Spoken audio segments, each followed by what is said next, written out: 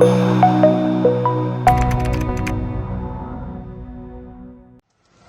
الرجال؟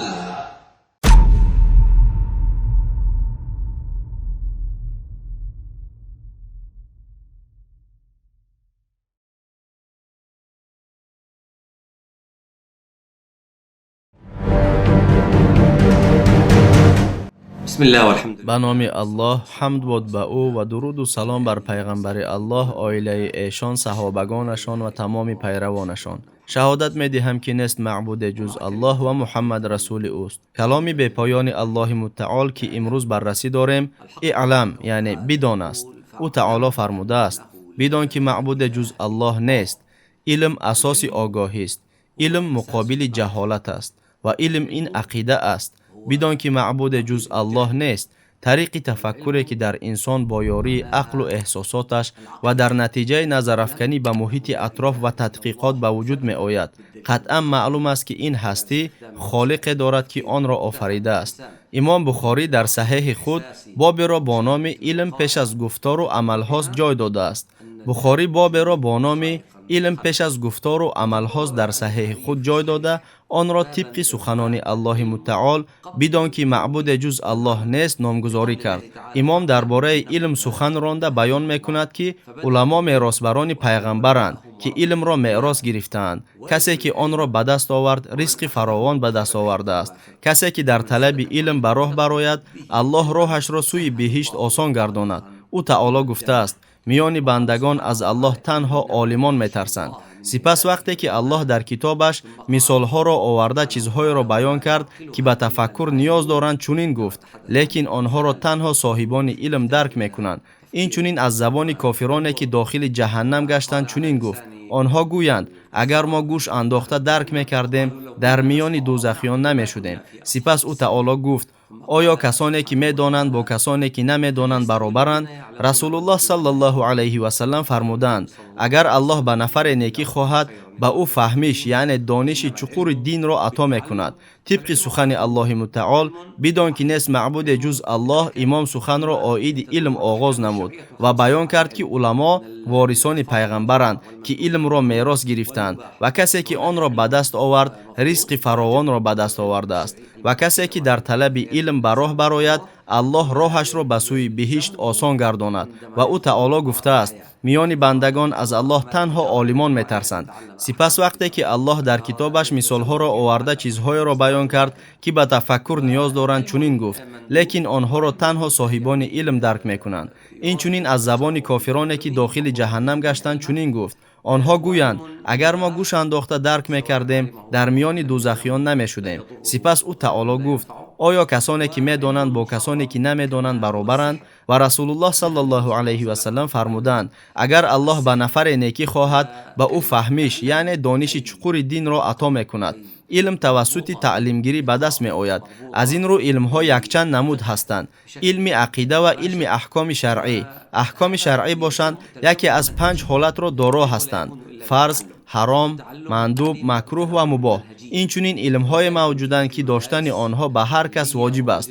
آنها علم های وابسته به عقیده و این چنین علم آن ساحه احکام می باشند که انسان در عمل های حیات روزمره خود اطراف آن دور می زند.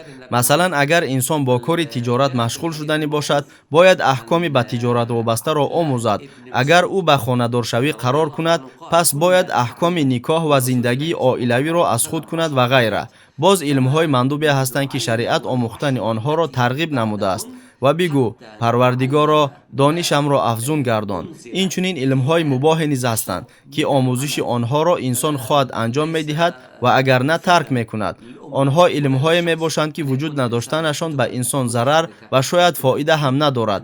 علم‌های حرام نیز هستند مانند جادوگری. رسول الله صلی الله علیه و سلم آموختن جادوگری را منع کردند. همین طور سخن بدان ба фаҳмишу хониш вобаста буда бевосита ба фиқҳ алоқадор аст.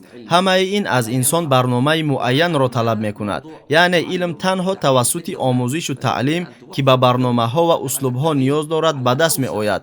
барои ин бошад мактабҳою давлат вуҷуд дорад ки сиёсати таълимро ки ба ақидаи уммат муносиб бошад қабул мекунад. илм бояд ҳатман қадам ба қадам омӯхта шавад ва бо амал таҳким ёбад. дар ҳадиси мавқуф омадааст: ба мо Фаҳд ибн Сулаймон ва ӯ Абдуллоҳ ибн Солеҳ ва ӯ Шурайка аз Ато ибн Соиб ва ӯ аз Абу Абдурраҳмон аз Суламӣ ӯ аз Ибн Масъуд ривоят кардааст: мо аз Расулуллоҳ 10 сураро таълим мегирифтем ва то замоне ки бо амал маълумоти дар он омадаро таҳким набахшем ва омӯзиши 10 сураи дигар намепардохтем. аз Абдуллоҳ ибн Масъуд ривоят шудааст ки ӯ фармудааст: мо аз Расулуллоҳ 10 сураро таълим мегирифтем ва то замоне ки бо амал маълумоти дар он омадаро таҳким набахшем ба омӯзиши 10 сураи дигар намепардохтем. аз ин рӯ на ба уммат ва на ба худи инсон аз китоби ҷунбанда будани ӯ фоидае намерасад. агар инсон мувофиқи илмаш амал кунад, танҳо он вақт илмаш манфиатбахш мегардад. дар ҳадиси саҳеҳ омадааст ки Расулуллоҳ саллаллоҳу алайҳи васаллам аз илми бефоида ба Аллоҳ паноҳ меҷустанд. эшон саллаллоҳу алайҳи васаллам мегуфтанд: э Аллоҳ, бе ту аз илми бефоида паноҳ меҷӯям.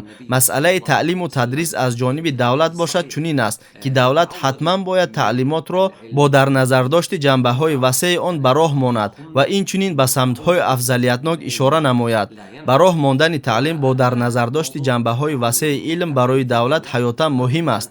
ғайри аз ин, дар давлати хилофат бояд асосҳои барномаҳои таълимӣ вуҷуд дошта бошанд, то ки наслҳои босаводу бомаърифате ба воя расанд, ки алоқаи худро бо Парвардигор дарк ва қавонини ӯро татбиқ менамоянд. наслҳое ба воя расанд, ки мутеъи Аллоҳ ва расули ӯ саллаллоҳу алайҳи васаллам буда илмеро меомӯзанд, ки на зарар, балки фоида меорад. ҳамин тавр илм чизи басо муҳиму гаронарзиш буда бояд нисбати насли ҷавон ва ба он таълим додани илмҳое ки ба он манфиатовар аст ғамхорӣ кард ва бояд аз илмҳое нигоҳ дошт ки зараровар мебошанд. аз Аллоҳи мутаол илтиҷо мекунем ки ба мо чизеро омӯзонад ки бароямон манфиат дорад ва аз донишҳоямон бароямон манфиат ҳосил гардонад. ҳароина ӯ сарпараст ва тавоно аст. аз Аллоҳ барои худ ва шумо талаби бахшиш мекунам. ассалому алайкум.